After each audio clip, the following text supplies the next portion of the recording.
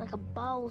So, what does science say that is a sign that a guy's a player? How could we, if we could actually test, look at a guy's blood and say and predict, oh, this boy's gonna be a player, and predict and say, oh, this boy's gonna be the next Tyrone, right?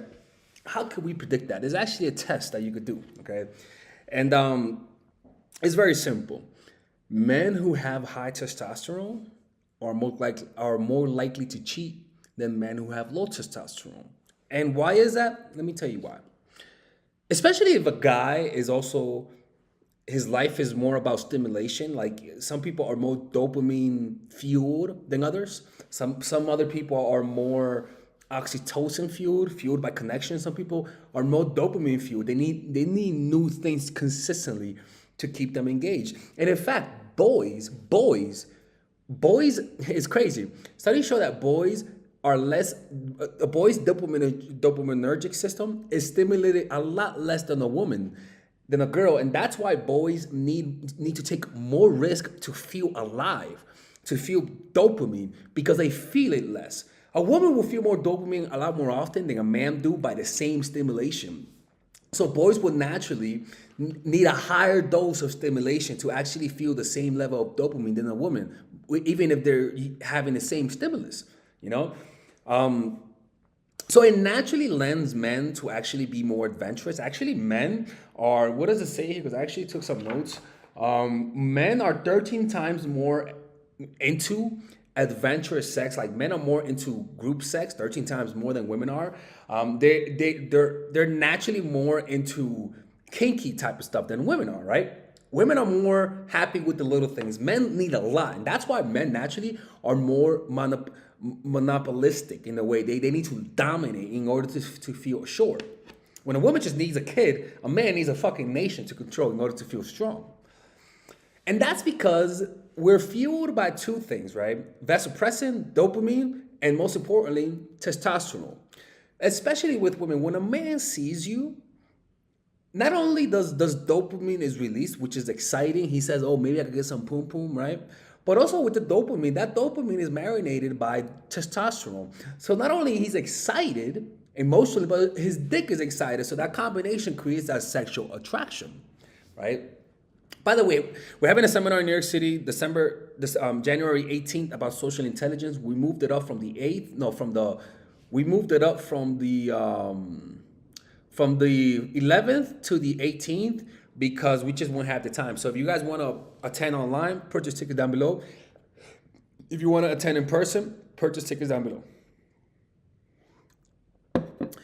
So that dopamine fueled with testosterone causes a guy to get attracted. But some guys, if you have high levels of testosterone, that is activated more with more women. So naturally, he'll have you and he'll be happy to be with you. But then a guy's testosterone will make him attracted to other women, and then the dopamine is gonna push him towards them. So it's kind of like high testosterone guys are only good for their genes because it's very difficult for a high testosterone guy to be faithful because this is what happens. High testosterone naturally makes a guy be more competitive. And so what happens is that the more competitive the guy is, the higher likelihood he's gonna be successful in life, right? So high testosterone, for the most part, a lot of times might equate to more success in life in terms of money, more aggression. And women find that attractive. Women are evolutionarily programmed to find aggressive men attractive. That's why a lot of women like dangerous men, right? So they like that. And also, high testosterone guys even look better. Their face look better. Their jawlines are more straight out. They have more muscle, right? Even if you don't have high testosterone, by just lifting weights, you temporarily lift your testosterone level. And just naturally at the workplace, being highly competitive helps you. But if you're not highly competitive, you may be successful, but not as successful as somebody who's obsessively competitive. And so women would naturally be attracted to him, not only for his personality traits, but also because of the effects of his personality, because of the success he has because of his competitive nature. And that's gonna attract you. But the problem is that every woman sees that, and those guys cannot feel satisfied with just one woman because they're dopamine fueled. Dopamine always needs more, more, more, more. And if he has high testosterone, that leads to more pum pum. He's gonna want more pum pum. It doesn't matter if he likes you a lot. Understand that if somebody's fueled by dopamine, it naturally suppresses oxytocin, which is the chemical that you feel when you bond with somebody through physical touch, right? But then if you have low testosterone, if you're dating a guy who is low testosterone, you'll notice he's more intimate. You'll notice he's more affectionate. Why? Because high oxytocin and testosterone don't activate at the same time. You're either high testosterone or high oxytocin. They're not. They don't. It's like water and water and it's like water and oil. It's one or the other. They don't go well together. High oxytocin guys naturally want to make a connection with you, but they're not as competitive. They're more empathetic and they make better fathers. Actually, if a man is with you during your pregnancy, a man will literally develop pregnancy symptoms, right? I think they call it what's this thing called? Because I wrote those notes here. What's the thing? But the point is that if a man is with you while you're pregnant, they experience sympathetic pregnancy. A guy will develop sympathetic pregnancy. While the woman is pregnant, a man changes. Testosterone goes down. And prolactin goes up. This is caused by a response to hormone. Men can experience sympathetic pregnancy, right? And the biggest shift happens the closer it is the baby is going to be born.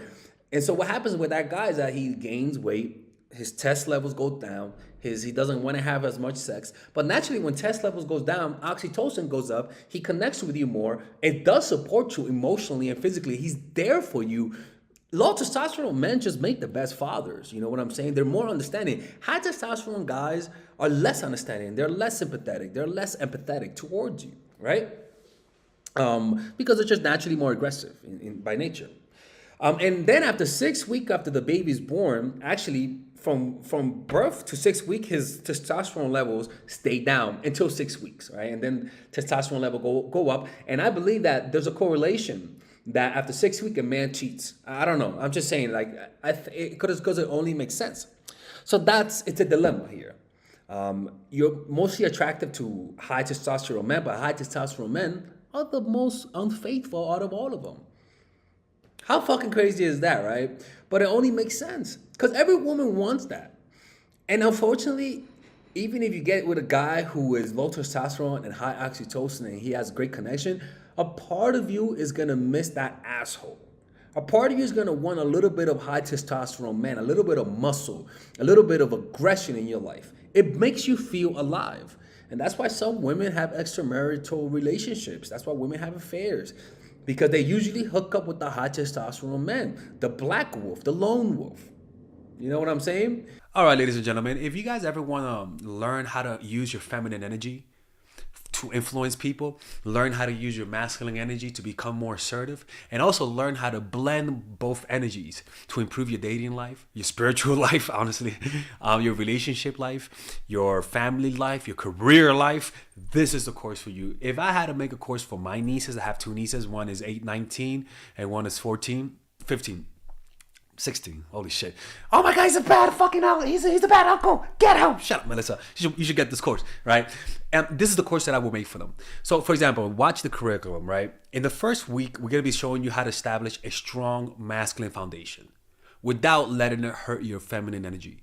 This masculine foundation is a source of who you are, right? It's your bodyguard. Without this, whatever feminine energy you create will be destroyed by the outside because your masculine is your shield. So we'll talk about goal setting. We'll talk about how to develop a serious attitude. We're going to be talking about how to use more logic, how to use more goal-oriented behavior. It's more how to be a man. Now the next one is how to embrace the feminine energy, right? This one would teach you about how to minimize excessive masculine traits, developing self-awareness, healing abundant feminine energy, regulating your emotion, mastering voice qualities and facial expressions, surrendering control and allowing pain to be felt. This is honestly, this will supercharge, like Kaioken, your masculine energy. After that, we have femininity in the workplace and how to be feminine in the workplace without letting people take advantage of you, and the nuances of how women on power should behave versus women who are subordinates in the workplace, and even the dress code. This is based on psychology, people. It's kind of insane. I'm actually excited about this one. The next week, we talk about navigating the labyrinth of male and female friendship. And this, a lot of women find confusing, so we talk about that and how to identify envious friends, how to identify the good friends, how to keep male friends, and how to keep female friends. Week 5, we talk about how to release the burden of the past and stop and destroy mental projections. This is actually really powerful. And then week 6, we talk about how to increase your observational power so that you could read people better. And we have a bunch of bonuses. The course starts at $99, and you guys can pre-order the course today at $69 before it goes out. If you're watching this, most likely I'm in the meditation retreat, so most likely I will be praying for all of you guys. And just click on the description down below of the video. Right there, you'll see it, and you could pre-order that course. It's gonna be out by the end of next month or the beginning of February of March. One of the two, people, because I have a 10-day retreat to do, and I want to finish the course after the retreat, because I think the ideas are gonna be so much better. All right, man. I'll see you guys later. Pre-order, man. I'm closing the channel.